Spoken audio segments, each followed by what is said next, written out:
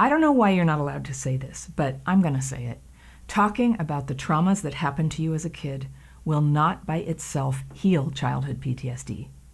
In fact, for a lot of us, talking about it, exploring it, processing it, that approach can make healing from trauma even harder. Do you relate to this? If you haven't met me yet, I'm Anna Runkle, also known as the Crappy Childhood Fairy. And as someone who has spent the first 30 plus years of my life struggling with the effects of a hard childhood, I want to impress on you that the solution is out there, but contrary to what you've been told, it may not revolve around telling your story. Now, I just want to acknowledge that, of course, you're going to need to talk about your past from time to time. There is a time and a place for it. It's a part of the journey toward healing, and it can help you to identify the problem and understand that your symptoms are common and normal. But actually healing from trauma isn't all about the stories. It's not about the memories and the feelings necessarily. There's a physiological aspect involved, related to your brain and nervous system, and it's something I go way in depth on in my online courses. But in this video, I want to talk specifically about what it's like when your brain is healing. We get so bogged down talking about what it's like to be at the effect of past trauma, but here I want to talk about what it's like when the struggles that you've had for a lifetime get easier. Healing some of the neurological effects of childhood trauma is like gaining a superpower, and I can teach you how to start practicing that. So, a lot of us, when we were small, developed a tendency to dysregulate when intense stress was happening. This is the disorganized brain state that does in fact happen to everyone sometimes, but that's extra common for people with childhood PTSD. Now, dysregulation is one of the single biggest drivers of the symptoms associated with trauma, the emotional upsets and depression, the problems with paying attention and keeping track of things, the challenges in our careers and relationships, the difficulty connecting with other people and perceiving reality clearly enough to make good judgments and good decisions. Now, without those things, dysregulation can cost us everything. Now, dysregulation doesn't always feel like a negative state. Sometimes it feels like being hyper or impatient or nervous, but most of the time it feels more like being numb or kind of spaced out.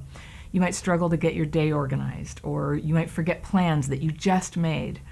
It's really easy to blame yourself for these problems and think you're just lazy or mean, but that's just because until now it wasn't widely understood that dysregulation is a common symptom of childhood PTSD and a core driver of other symptoms. So on this channel and in my online courses and coaching programs, I teach people how to notice when they're dysregulated so they can master the art of re-regulating.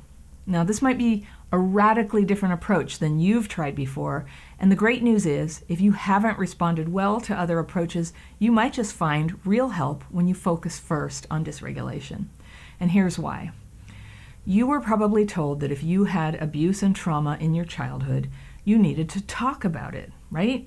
And if you tried talking about it with a therapist or a friend, maybe it felt good to get it off your chest. Or maybe you're like me and talking about past hurts actually feels upsetting, like never a relief, just upsetting. And I can't tell you the years of therapy I had with different therapists, good therapists, who would all eventually in sessions with me get this same sort of like tense look on their face of like, because for yet another session, I would grow progressively more checked out and blabby and irritable and just seem to go nowhere. I think I was a very disappointing client, actually. I was sincerely trying, but there was no continuity or follow-through from me because I never retained anything we talked about from week to week, from session to session. Now, this was before dysregulation was really understood. It's a really recent development that most therapists are still in the dark about. But all that talking would just destroy me. And after every session, before I could drive home, I had to go sit in my car and cry for 15 minutes, sometimes 45 minutes. And I would wonder, what the hell is wrong with me? Everybody says therapy is so great, but I go and it only makes me feel worse.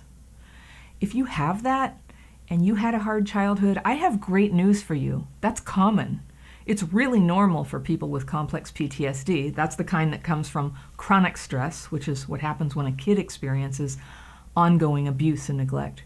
It's normal for us to get dysregulated when we just jump in and start talking about traumatic memories. Now, a lot of things can dysregulate us: getting rejected, having to hurry, speaking up about something vulnerable for us. Sometimes we just wake up dysregulated. For me, it's kind of a numb, angry, rigid feeling that clamps down on me, and I can't learn or pay attention or be real at those times. I'm not going to remember very well what I talk about when I'm dysregulated, so it's a state that's just not that helpful for therapy. And this makes no sense to people who didn't have trauma, right? But for a lot of us with childhood PTSD, recovery can't really begin until we can heal the dysregulation. So what's the opposite of dysregulation? It's regulation. And we can learn to notice dysregulation and practice techniques to re-regulate right on the spot.